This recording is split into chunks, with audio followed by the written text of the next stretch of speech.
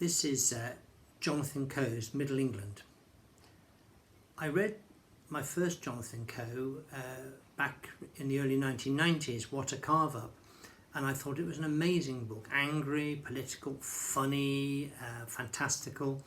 And then I read more of Coe as he brought new books out, and people raved about the Rotters Club, but it never quite did it for me, the Rotters Club, and so I didn't keep up with Coe quite so much. But then he published this in 2018, and this is what I wrote about it.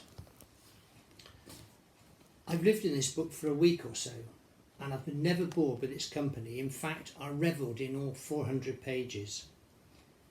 The book begins in 2010 in the dying days of Gordon Brown's government, and it then takes us through to 2018 with a cast of characters who first were met in the Rotters Club, with a cast of characters who react in various ways to unfolding events.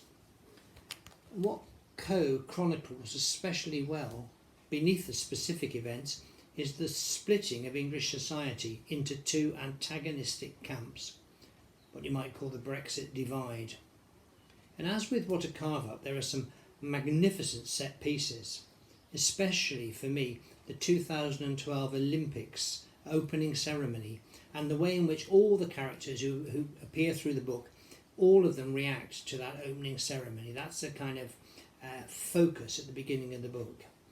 There's some knockabout comedy in this. It's really, really funny. You laugh out loud with it. And then there's a deadly seriousness, which is fueled by Coe's obvious anger about what's happened to England.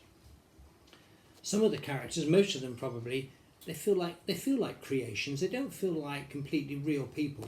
They're slightly fantastical, but that's been there in all of Coe's work that I've read. And the book at last feels as brilliant as What a Carve Up, and it's a great and better successor, I think, to the Rotters Club.